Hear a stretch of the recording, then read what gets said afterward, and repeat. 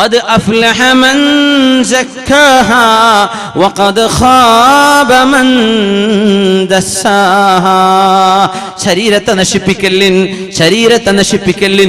ഈ ശരീരമുണ്ടെങ്കിലല്ലേ നിസ്കരിക്കാൻ പറ്റൂ, ഈ ശരീരമുണ്ടെങ്കിലല്ലേ നോമ്പെടുക്കാൻ പറ്റൂ, ഈ ശരീരമുണ്ടെങ്കിലല്ലേ സ്വതക്ക ചെയ്യാൻ പറ്റൂ, ഈ ശരീരമുണ്ടെങ്കിലല്ലേ അള്ളാഹുവിന് വേണ്ടി ഒന്ന് കരയാൻ പറ്റൂ, ഈ ശരീരമുണ്ടെങ്കിലല്ലേ ഖുർആൻ ഓതാൻ പറ്റൂ, ഈ ശരീരമുണ്ടെങ്കിലല്ലേ അനുഭവിക്കാൻ പറ്റൂ, ഈ ശരീരമുണ്ടെങ്കിലല്ലേ അള്ളാഹുവിന് ശുക്ർ ചെയ്യാൻ പറ്റൂ.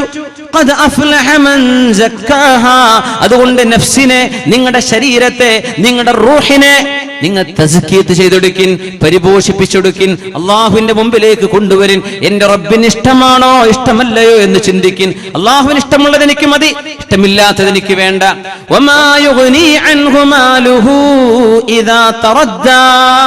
നരകത്തിലേക്ക് മനുഷ്യൻ ആപ്പതിച്ചു വീഴുകയാണെങ്കിൽ എന്തവനെ രക്ഷപ്പെടുത്താൻ വരും, ആരവനെ രക്ഷപ്പെടുത്താൻ വരും? റസൂലുള്ളാഹി സ്വല്ലല്ലാഹു അലൈഹി വസല്ലം വമാ യുഗ്നി അൻഹു മാലുഹു ഇദാ തറദ്ദാ. സമ്പാദ്യം ജീവിക്കുന്നത് അതിനെന്ന പോലെ, ആകെ ജീവിക്കുന്നത് കച്ചവടത്തിന്, ആകെ ജീവിക്കുന്നത് വീടുണ്ടാക്കാൻ, ആകെ ജീവിക്കുന്നത് മക്കളെ കെട്ടിക്കാൻ. ഈ സമ്പാദ്യങ്ങളൊക്കെ നാളെ നരകത്തിലേക്കാണ് പോകുന്നതെങ്കിൽ എന്തുപകാരം?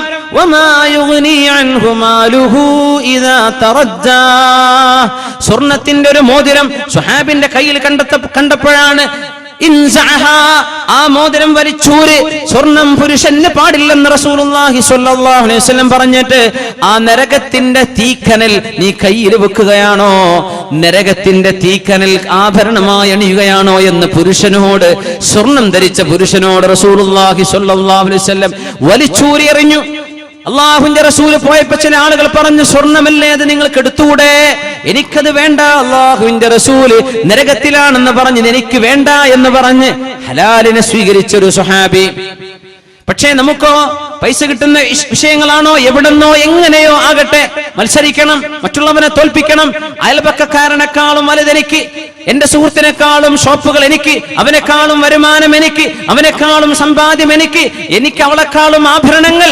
ഈ മത്സരത്തോട് മത്സരം നടത്തിയിട്ട് എവിടെന്നാണ് ഈ പൈസ വരുന്നത്? ഹലാലാണോ ഹറാമാണോ, ഹലാലിൽ നിന്നാണോ ഹറാമിൽ നിന്നാണോ? ഇത് ചിന്തിക്കാതെ മനുഷ്യൻ സമ്പത്തിന് ഓടി നടക്കുമ്പോൾ അൽമാലു ഹലാലുഹു ഹിസാബുൻ വഹറാമുഹു ഹസ്റത്തുൻ വനദാമ. മഹാനായ ഹസനുൽ ബസ്രി റളിയല്ലാഹു അൻഹു, സമ്പാദ്യങ്ങളൊക്കെ ഹലാല് സമ്പാദിച്ചാൽ നാളെ അത് ഹിസാബിന് കാരണമാകും, വിചാരണയുടെ നീളം കൂടും. മുതലാളിയായ സ്വഹാബിയാണ് നാളെ അവസാനമായി വിചാരണ കഴിയുന്ന സ്വഹാബികളിൽ ഏറ്റവും വലിയ മുതലാളിയായിരിക്കും. ആ മുതലാളി മറ്റാരുമല്ല, അബ്ദുറഹ്മാൻ ഇബ്നു ഔഫ് റളിയല്ലാഹു അൻഹു ആണ്. ആ സ്വഹാബി സിറിയയിൽ നിന്ന് കച്ചവട സംഘങ്ങൾ മദീനത്തേക്ക് വന്ന സമയം വെള്ളിയാഴ്ച ദിവസം റസൂലുള്ളാഹി സ്വല്ലല്ലാഹു അലൈഹി വസല്ലം മിമ്പറിൽ ഖുതുബയോതിക്കൊണ്ടിരിക്കുകയാണ്.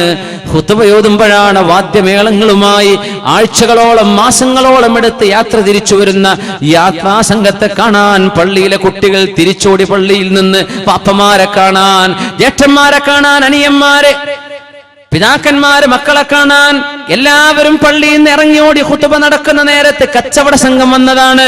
ഗൾഫിൽ നിന്ന് വാപ്പ വന്ന പ്രതീതി പോലുമല്ല, അതിനേക്കാളൊക്കെ വലുതല്ലേ. 40 ദിവസം എടുത്ത് തിരിച്ചുള്ള യാത്ര, അങ്ങോട്ട് 40 ദിവസം.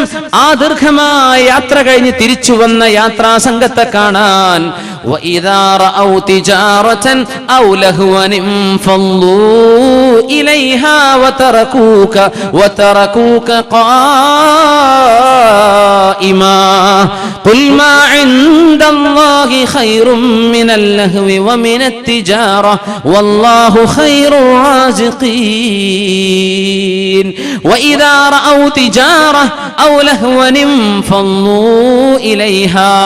ഒരു കച്ചവടമോ ഒരാനന്ദമോ കാണുമ്പോഴേക്കും ഖുതുബയോതുന്ന മിമ്പറിൽ നിൽക്കുന്ന നബിയെ അങ്ങ് തങ്ങളാക്കി, അങ്ങയെ നോക്കുകുത്തിയാക്കി, അങ്ങ് മിമ്പറിൽ നിൽക്കെ അങ്ങയെ ഉപേക്ഷിച്ച് പള്ളിയിൽ നിന്ന് പുറത്തു പോവുകയാണോ സത്യവിശ്വാസികൾ എന്ന് സൂറത്തുൽ ജുമുഅയിലെ ആയത്തിറങ്ങിയപ്പോ മഹാനായ അബ്ദുറഹ്മാൻ ഇബ്നു ഔഫ് റളിയല്ലാഹു അൻഹു ഓടി വന്നിട്ട് പറഞ്ഞു, നബിയേ, എന്റെ യാത്രാസംഘം വന്നപ്പോഴല്ലേ പ്രശ്നമുണ്ടായത്, എന്റെ യാത്രാസംഘം വന്നപ്പോഴല്ലേ നബിയേ അങ്ങയുടെ ഖുതുബക്ക് മോശമുണ്ടായത്, എന്റെ യാത്രാസംഘത്തിന്റെ ഒച്ചപ്പാടുകൾ കണ്ടപ്പോഴല്ലേ ഖുതുബ ശ്രദ്ധിച്ചുകൊണ്ടിരിക്കുന്ന സത്യവിശ്വാസികൾ പള്ളിയിൽ നിന്ന് ഇറങ്ങി ഓടിയത്. അതുകൊണ്ട് നബിയേ, എത്രയോ ദിവസങ്ങൾ എടുത്തെടുത്ത യാത്രയാണതെന്നറിയാം, എത്രയോ സാധനങ്ങൾ, എത്രയോ പൈസയുടെ മുതലാണെന്നറിയാം. ഇജ്അൽഹാ ഫീമാ യുർദീക യാ റസൂലല്ലാഹ്,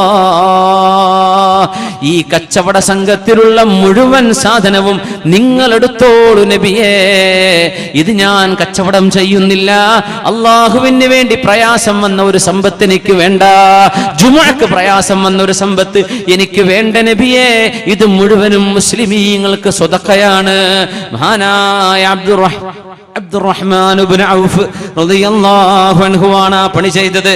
ഈ സ്വഹാബിയെ കുറിച്ച് ശുദ്ധ റസൂലുള്ളാഹി തങ്ങൾ പറയുമായിരുന്നു, ഖിയാമത്ത് നാളിലെ വിചാരണ കഴിയുമ്പോൾ ഞാൻ ഇങ്ങനെ പ്രതീക്ഷിച്ചു നിൽക്കും സ്വർഗത്തിലേക്ക് പോകാൻ. അവിടുന്ന് ചോദിക്കും സ്വഹാബികളോട്, എല്ലാവരും എത്തിയോ? അവർ പറയും, നബിയേ, എല്ലാവരും വന്നിട്ടുണ്ട്, ഒരാളൊഴികെ. ആരാണത്? അബ്ദുറഹ്മാൻ ഇബ്നു ഔഫ് എത്തിയിട്ടില്ല.